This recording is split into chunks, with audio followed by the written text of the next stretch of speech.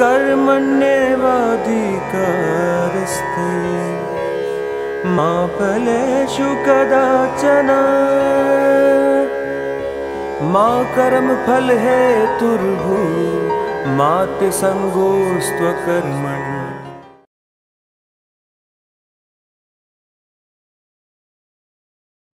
कि आपके क्वेश्चन मेरे पास थे तो आपने जो भेजे थे तो मैंने बोला था वही अभी मैं कवर करूंगा. I will do those questions first. Ji Prashant. Okay, because if we go into different areas then it will become too actually what happened in our last meeting, because there are too many people, they are not even having a basic concept and they are just anything, doing just here going and in there, all direction. It was rather a chaos. Chaos. So first we have to clear the concept that what exactly you have been teaching people from many years. And the last talk, like the title you should give is Vedic knowledge, not cosmology, because I went into different areas. So just say Vedic knowledge. Okay, it is the basic fundamental concept of Vedic. Suppose when you use the term Veda, what exactly it represents, and the ultimate goal of Vedic way of living. What exactly by practicing these way of living? So, like, first thing we have to understand about Vedic is that see the whole concept in Vedic is of a Brahmand. Okay, where are we living? According to the Vedic view, we are living in a Brahmand. Okay. Number one. Okay. Now, Brahmand is a construct. Okay, in English, you will call it a construct. Okay, now, whenever there is a construct, there are some rules to any construct.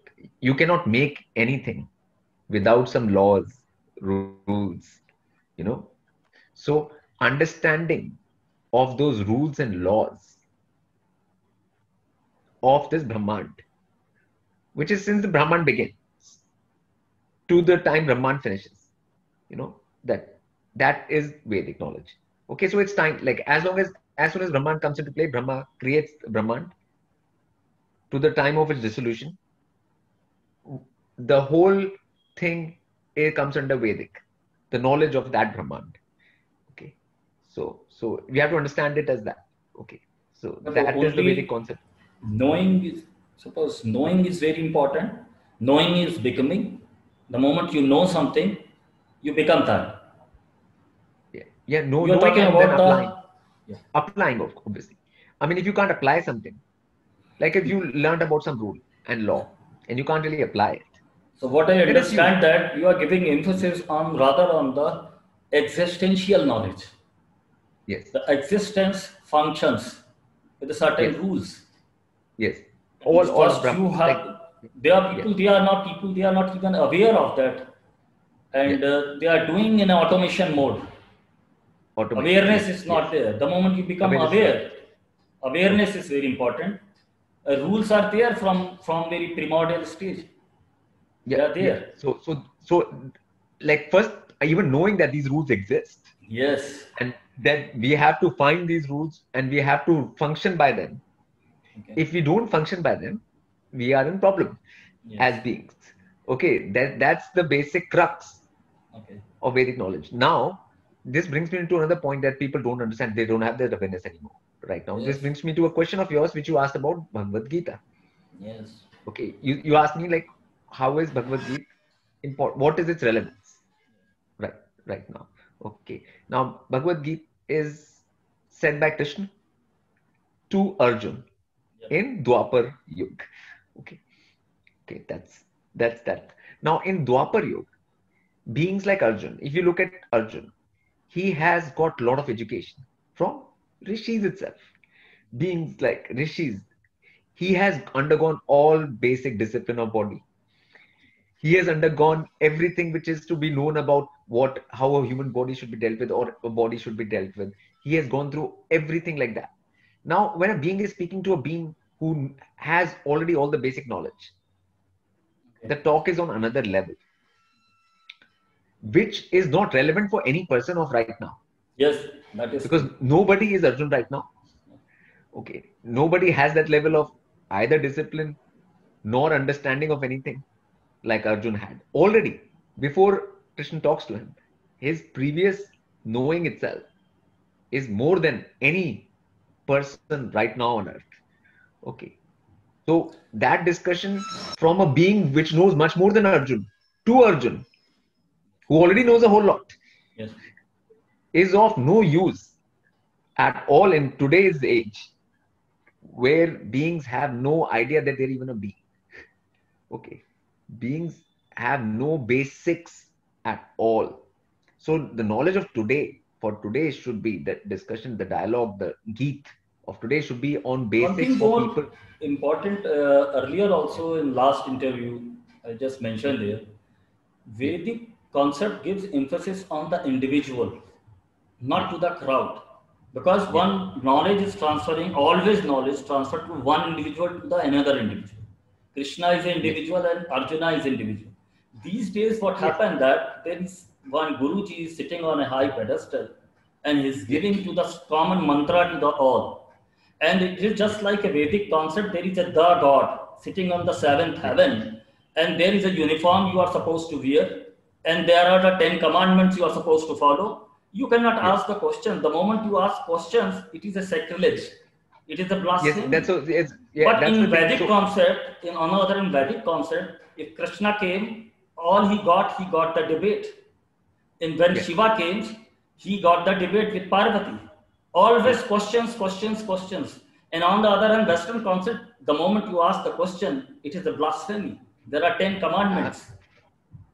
the thing with all this is this, that Vedic thing was more individual because that's how they knew, like, you can actually spread knowledge.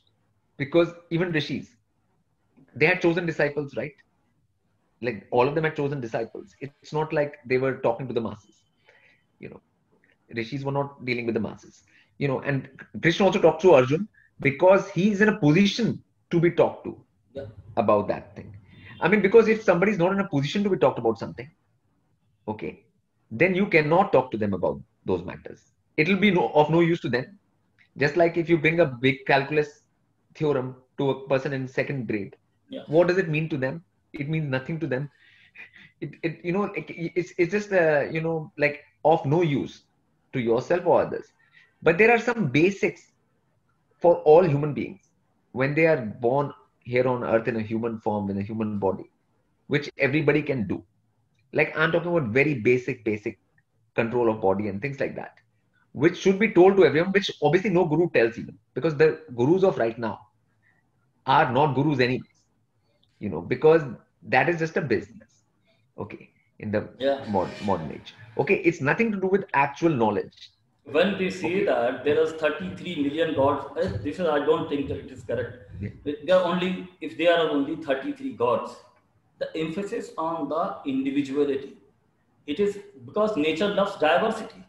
6 million Yes. people, they are living on this planet, but no individual, they cannot have the same thumb impression.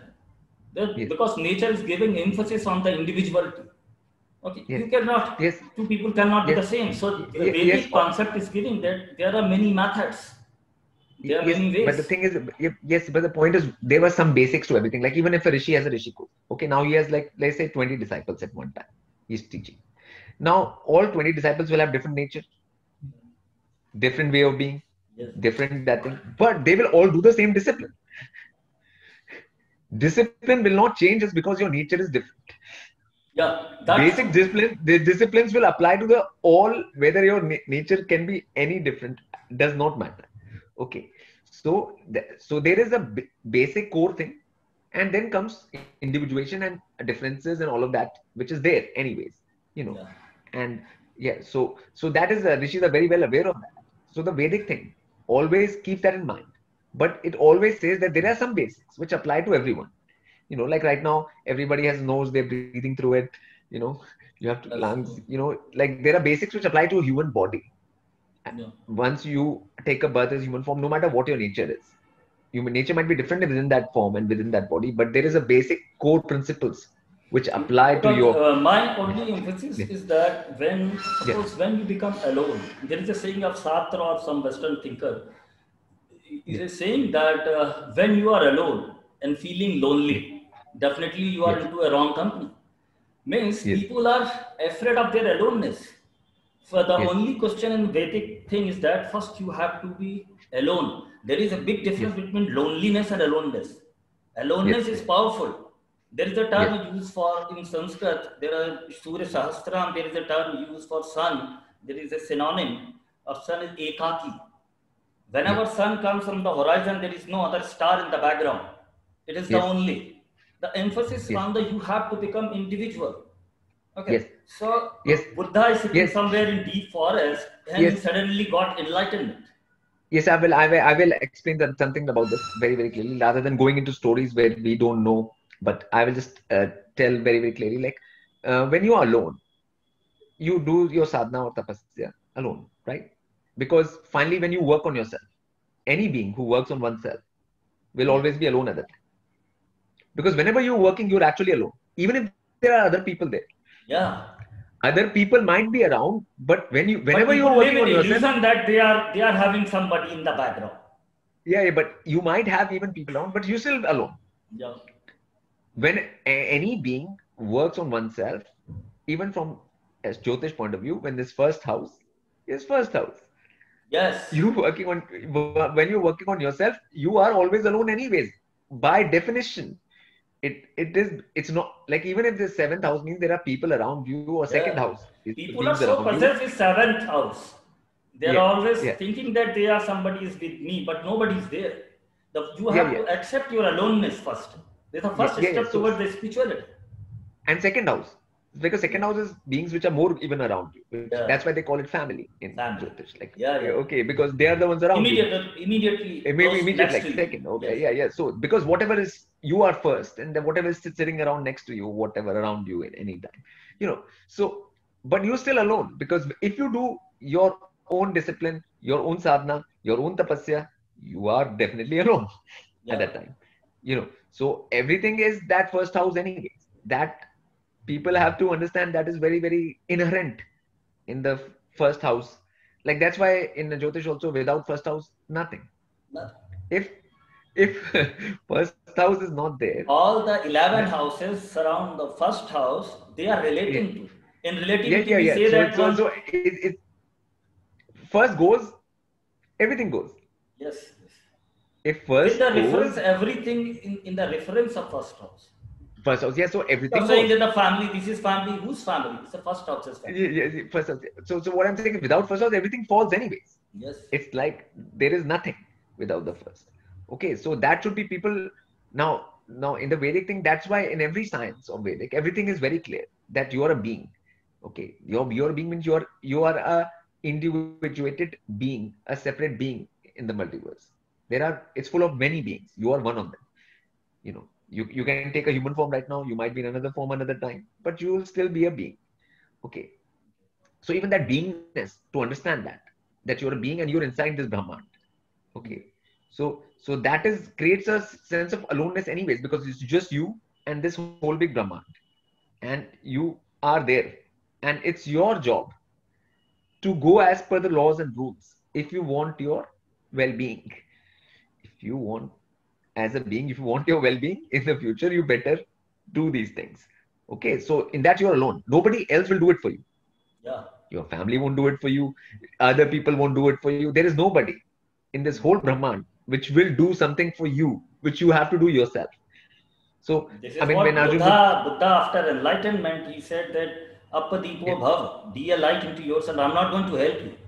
He's not yeah, like Krishna yeah, that I mean, there are directions. Like, I mean, rishis and stuff show directions. Okay, that these are the directions. Okay, and even Buddha himself would try to show directions to his disciples afterwards. Like directions have to be given, because other people, not everybody can reach those things by themselves. Because what Buddha did not understand, which is even higher concept in Vedic, is Jivatma and Paramatma. Okay. Now, Jivatma will not have access to everything about this Brahman. They just won't, because they are partial consciousness. Okay. They are not full consciousness. They are partial consciousness. That's why it's called Jiv Atma. Okay. Jiv means like partial. It's just being. Like it's not Param. Param means that full, complete. today in a quantum Yeah. physics, they said that Yeah. there is a energy and matter. but energy and matter into a different packets. Okay, so you are Yes. one packet, Yes. I'm one Yes. packet, you are another packet, and these are units, different And all units. packets are different in level of coherence. The Coherence. word in Yes, scientific coherence word is the right word. So yeah, coherence is the right word. So people are partial coherence. So partial coherence is Jivatma. Perfect coherence is Paramatma. Like Yeah. okay, like so that is the point. Like so, different beings are at different levels. First, Vedic has got this concept very clear, which is not clear in any other thing. That beings are at different levels of coherence, and so that's why there is a question of concept of higher and lower in Vedic, which is being taken away in this world completely. Everyone is equal. Okay. But energy, everyone, Prashantji, but energy always flows from the higher potential to the lower potential. yes. So that's why. But the concept which is being spread around this world, which is non-Vedic, which is not true, is that everyone is equal. Yes. It is That we never have to going